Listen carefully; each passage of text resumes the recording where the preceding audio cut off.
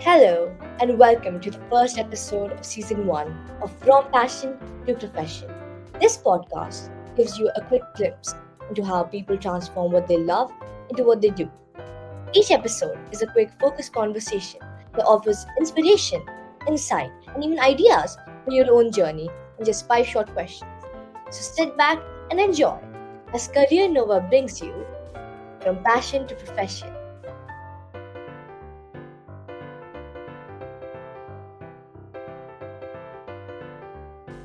I'm Kaira Mahajan, and with me today is Ms. Anumegha Bhatnagar. Ms. Bhatnagar is a communication specialist in the social development sector. She works for a leading international non-profit organization that works towards the better health of young girls. How are you today, Ms. Bhatnagar? Hello, Kyra. It's lovely to meet you. I'm doing well. Thank you for having me here. Great. Let's get started. The first question for today is, how did you get into this profession and what drew you to it? Right. Thank you for the question. So, I think it's almost been roughly 20 years of my working professional life here. And I actually started my career in the media industry, creating signature properties for television for NTTV. You must be well aware about the channel. It was fast paced and exciting, and every day was different. And I loved seeing how stories could capture attention and shape conversations. I think, but after a while, I started asking myself if I could use these same storytelling and strategy skills to do something that created real impact. I think that's what led me to the development sector, where I began working on public health communication projects. I saw how the right strategy and message could genuinely change people's lives, whether it was encouraging vaccination or helping young women access health information or digital safety. I think that experience really shifted things for me. I wanted my everyday work to feel purposeful, to use creativity and strategy to drive meaningful social change.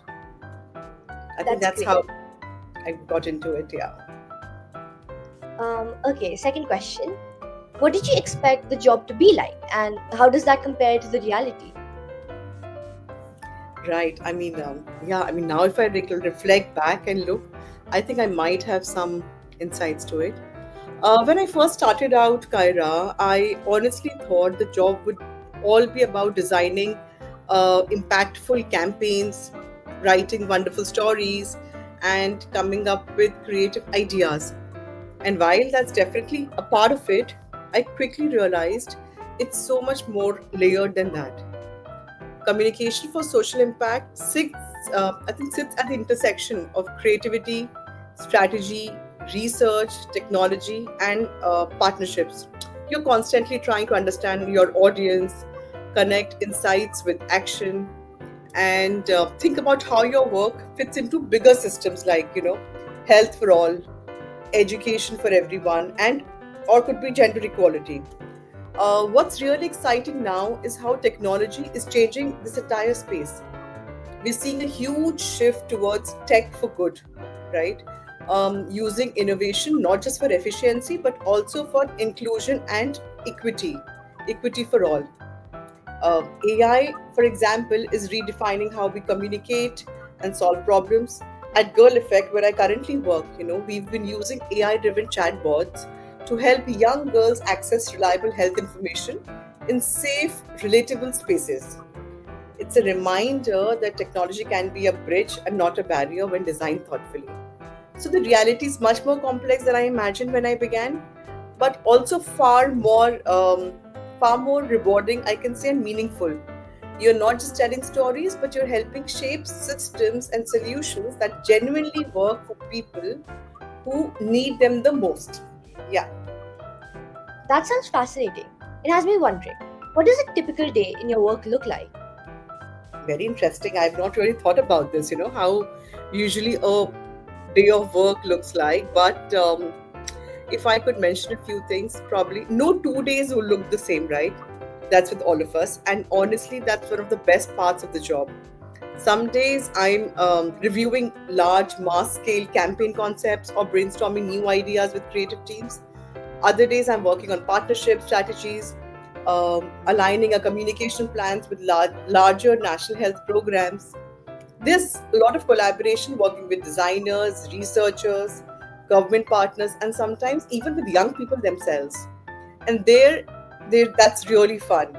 And also, there have been some wonderful, memorable moments too. For example, when we created the India versus TB campaign with Amitabh Bachchan, it was such a fan moment for me specifically. Seeing someone so iconic bringing attention to public health issue was wonderful. Or when I get to present our incredible work at international forums, sharing knowledge with other countries so they can learn from what we've done in India. I think also when you travel to the heartland of India and you come across simple innovations that are improving people's lives, especially when it's co-designed by them, it's really wonderful to see. So while the day is a mix of strategy, storytelling, and problem solving, it also comes with these wonderful moments that make the work, I guess, exciting and rewarding. I see. What skills or qualities do you think are most important to succeed in this sector? Wow, that's not a question. It seems like a rapid fire. But I would say, yeah, there are few things I think that really matter, just like any other profession. First, I would say, is the curiosity. You have to want to understand people, why they think the way they do, and what they need. The best communicators are actually great listeners. They ask questions, stay open to new ideas, and really pay attention to what's happening on the ground. Then comes strategic thinking, which is just about being able to see the bigger picture or understand how your work connects to bigger social issues like health, education, gender, tech for good, things like these. And finally, I could say collaboration is huge. You'll be working with people from all kinds of backgrounds, tech experts, researchers, program teams, and being able to bring all those perspectives together, I think, is what makes your work really powerful. So, in short, be curious, think about the bigger picture, and learn to work well with different people. And you will really go far in this field. That's some really good advice. What other advice would you give someone considering this career today? Right. So I landed here. I really didn't start here in this career space of development sector. When I say development sector is largely about people who are trying to solve out for the larger people here present in the country, challenging social issues, creating solutions for them. So I would say start with empathy and curiosity. Listen to people's story before you try to tell them yours. Build understanding of how communication can drive change, whether that's through media or through technology or community engagement for that matter. And don't be afraid to experiment, fail, and learn along the way as we go. I think what's exciting is that this sector is all the more relevant today than ever before. We live in a world where misinformation spreads so quickly. Social challenges are evolving. They are not what it was 30 years back or rather 10 years back, also. And technology is constantly changing how people connect with each other. So, communication for social impact is at the center of addressing these challenges, helping people make informed decisions, shaping inclusive narratives, and driving real change in communities. And I can say this field is truly interdisciplinary. Whether you come from technology, behavioral science, creative arts, population studies, gender studies, there's a place for your skills here. Tech can help design solutions that reach people efficiently. Behavioral insights help us understand human decision making. Creative storytelling makes complex issues relatable. Data crunching and statistics help you understand how trends, how larger population numbers add up to. And these are perspectives ensuring our work is inclusive and transformative at the same time. So I think at its core, this career is about connecting people, ideas, and purpose. These three things definitely. I think the most powerful communication happens when your work reflects both your values and the voices of those you're trying to reach. So that is how I could sum this. Yeah. That was really insightful, Ms. McNagar. Thank you for giving us a few moments of your valuable time. It It was was a lovely to pleasure. have.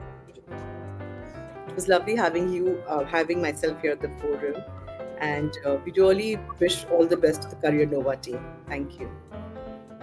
Thank you for tuning in to From Passion to Profession. We hope today's episode inspired you to see how passion can shape possibility.